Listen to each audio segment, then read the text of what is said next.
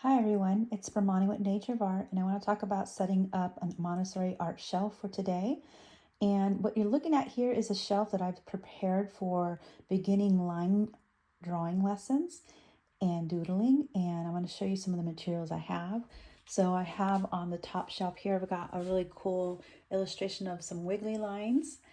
I'll tell you where that was inspired in a minute. I have a basket of paint sticks, which are easy to use for little hands and people who are just learning to draw and control lines. I've got a little tray back here of different types of paper, watercolor drawing paper, some fun round paper.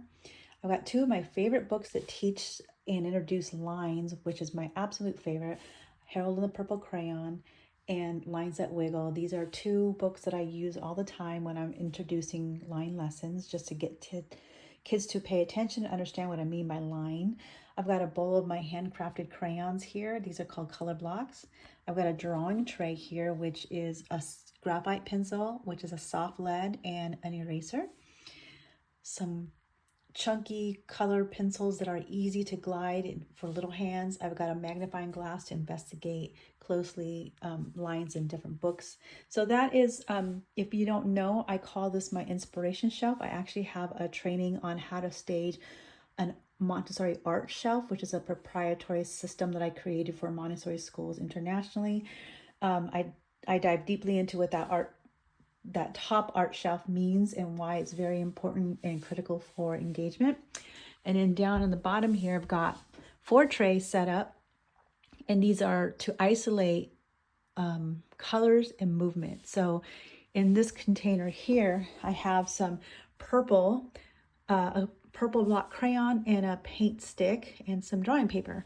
And that really is just to introduce my lines exercises that I have in my drawing curriculum, just isolating one color and the movements of practicing basic lines.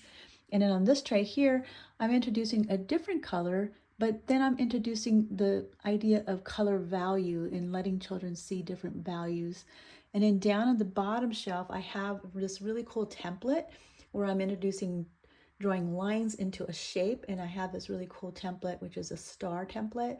The children can hold down and trace, and they learn how to trace and create a line shape. I have multiple different shapes of these. I have circles, squares, triangles, really fun stuff. You can find these on my website. And I have here some markers in this container here, and then I have an inset. Now you may not have an inset, and that's okay. You don't need to have one.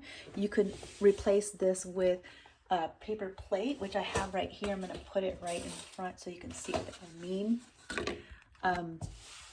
You can use a paper plate to hold down and trace, so you can replace that inset. If you would like to rent insets, I do know of a vendor who rents Montessori materials for Montessori at home students, so you can reach out to me and I'll direct you to that. So this is my drawing station. Now this can change out to be a lot of different things, but I wanted to share what I mean by just, preparing trays and getting them focused on drawing elements.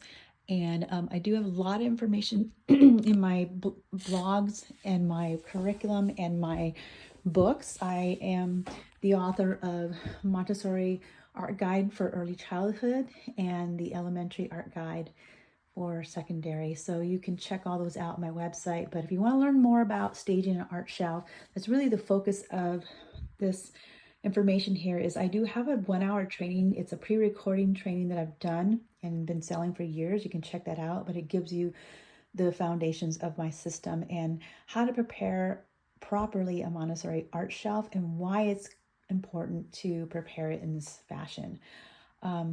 Reach out to me if you have more questions. I hope that was helpful, and love to hear some feedback or questions.